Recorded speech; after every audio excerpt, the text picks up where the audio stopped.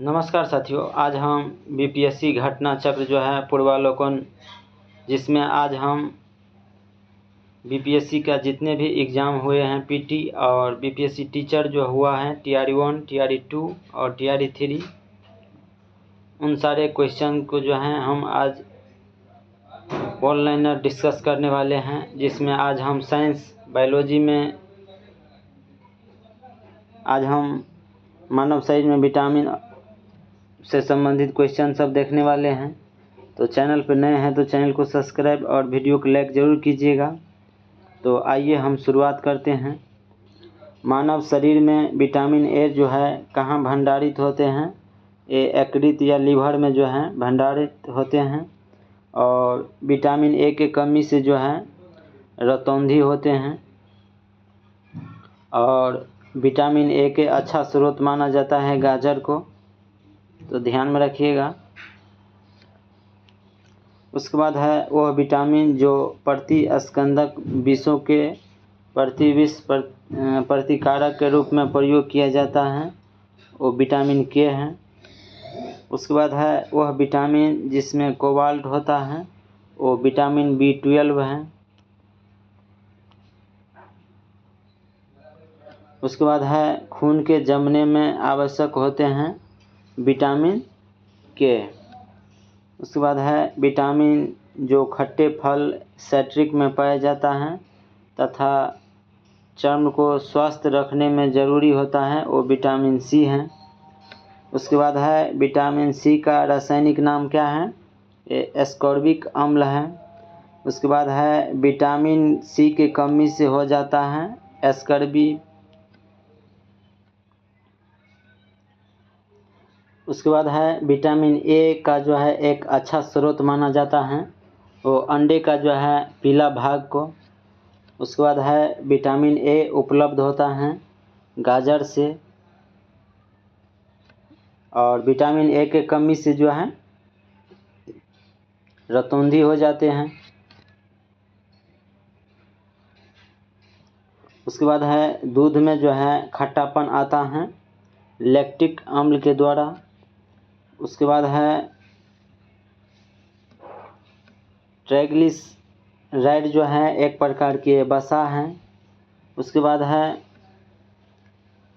शर्करों में जो है सबसे मीठा कौन सी है? तो फ्रक्टोज है जो सबसे शर्करा में सबसे ज़्यादा मीठा शर्करा है फ्रक्टोज। उसके बाद आनुवंशिकी तथा विकास से संबंधित हम क्वेश्चन देखेंगे, जैसे कि आनुवंशिकता शब्द मुख्य रूप से किससे संदर्भित करता है? तो आनुवंशिकी से। उसके बाद है एक पीढ़ी से दूसरे पीढ़ी में वंशानुगत के अध्ययन को हम क्या कहते हैं? ये आनुवंशिक कहते हैं। उसके बाद हैं दो प्रकार के न्यूक्लिक एसिड हैं, डीएनए और आरएनए। उसके बाद है जैव प्रौद्योगिकी के अभ्यास से जो है जानवरों के क्लोन तैयार किए जाते हैं। उसके बाद है डीएनए का वह भाग जो प्रोटीन की सूचना देता है, वो जीन है।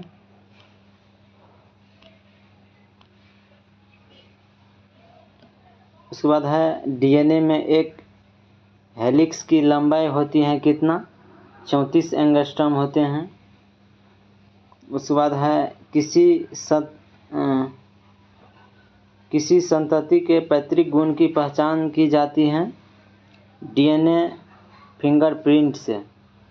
उसके बाद है मेंडल के आनुवंशिकता का सिद्धांत आधारित है लैंगिक जनन पर।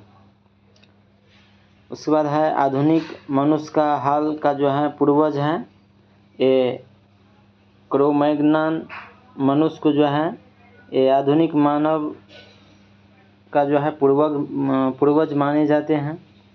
उसके बाद है विकास का मुख्य कारक क्या है? तो ये प्राकृतिक वर्ण है। विकास के कारण है पीढ़ी दर पीढ़ी अनुकूलन। उसके बाद है मादा चिड़िया के सेक्स क्रोमोसोम को प्रदर्शित करता है ZW से।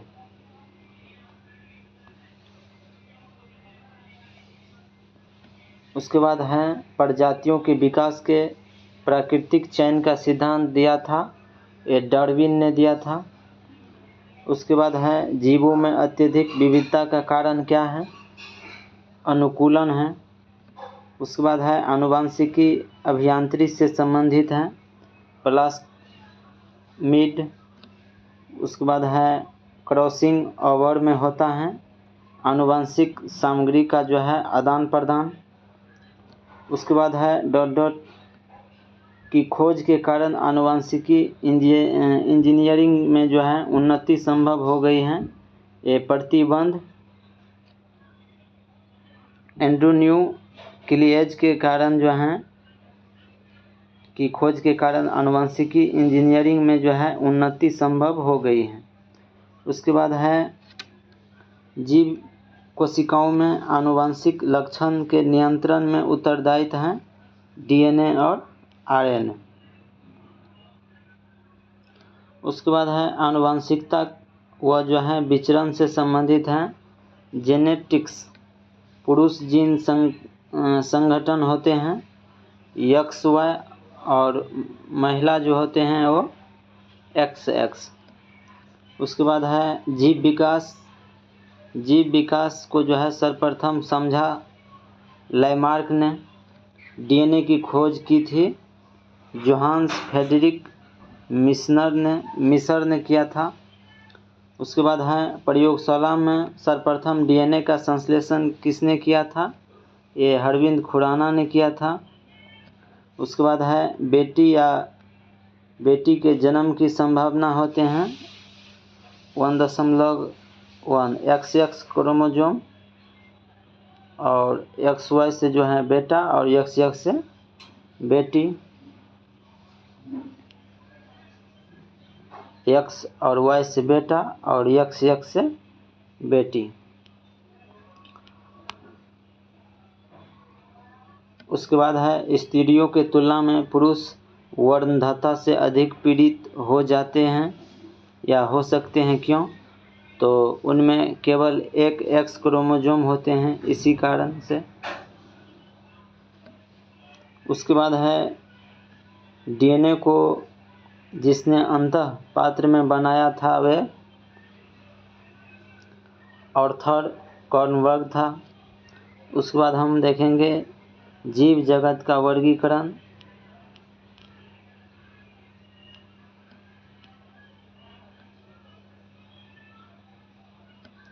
संघ इकाइडमेंट के लिए जो है कौन सी कथन ये सत्य हैं, ऐसा क्वेश्चन था, इसको जो है ऑनलाइनर कर दिए हैं। इनमें जो है विशिष्ट जल संवहन नाल होते हैं और यह जो है विशेष रूप से मुक्त जीवी समुद्री जंतु होते हैं। उसके बाद है ऑर्नियोथोलॉजी के अध्ययन किया जाता है, इसमें पक्षियों का अध्ययन किया जाता है। उसके बाद मिट्टी में नाइट्रोजन का जो है स्थिरीकरण किया जाता है जीवाणुओं के द्वारा। जीवाणु की खोज किसने किया था, ये ल्यूवेनहॉक ने किया था। उसके बाद है प्रोटिस्टा समूह शामिल होते हैं, ये एक कोशिकीय यूकैरियोटिक जीव में जो है शामिल होते हैं। उसके बाद है भोजन करने वाले अंग होता है एस्यूडोपोडियम। उसके बाद है अनुकूलन परिस्थिति में अमीबा जनन करता है, वे द्विखंड द्वारा जो है अनुकूलन परिस्थिति में अमीबा जनन करता है। उसके बाद है लाइकेन में एक क्लोरोफिल युक्त पार्टनर एक साथ रहते हैं, शैवाल और कवक। और लाइकेन जो है ये वायु प्रदूषण का सूचक होता है। उसके बाद है रे फंगी हैं एक प्रकार का, रे फंगी हैं एक्टिनोमाइसेटस।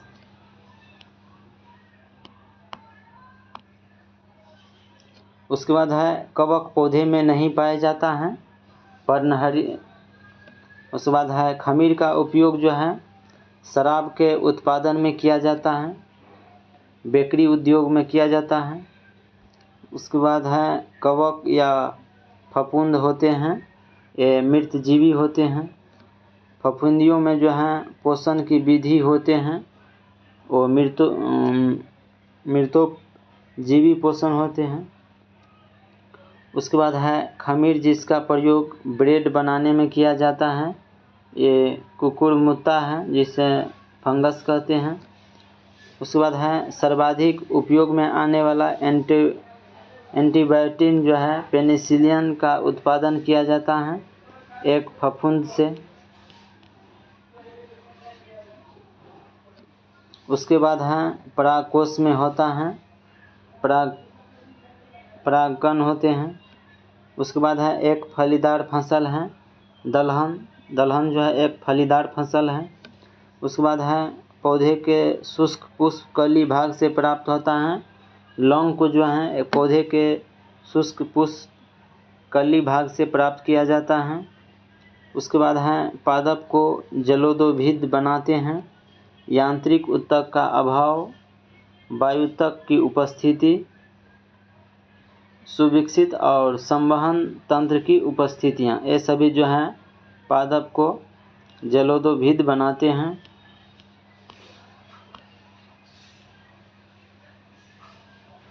उसके बाद है कीटाहारी पौधा जो है वो ड्रोसेरा है। ड्रोसेरा एक प्रकार का कीटहारी पौधा है।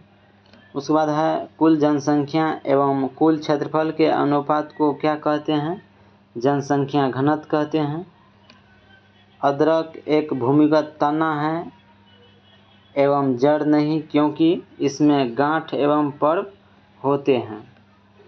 उसके बाद है पुष्प का वो हिस्सा जो वास्तव में फल बनाता है, उसे हम क्या कहते हैं? उसे कार्पेल कहते हैं। उसके बाद है बायोफाइट में होते हैं, इसमें माउस एवं लिवरवट होते हैं। उसके बाद है हीरोइन उत्पन्न करने वाले पौधे का नाम क्या है? ये अफीम है, जो अधपके फल से जो है प्राप्त किए जाते हैं। तंबाकू के जो है पत्तियों से निकालने वाले एल्केलॉइड हैं एक प्रकार का निकोटीन। संवहनी पौधा है फर्न। उसके बाद है मलेरिया की दवा जो है कुनैन प्राप्त किए जाते हैं, ये सिनकोना पेड़ के जो हैं छाल से प्राप्त किए जाते हैं मलेरिया का दवा। उसके बाद है सबसे लंबा जीवित वृक्ष है, ये सिकोया है जो सबसे लंबा जीवित वृक्ष है। उसके बाद है मटर पौधा एक प्रकार के साग का पौधा है।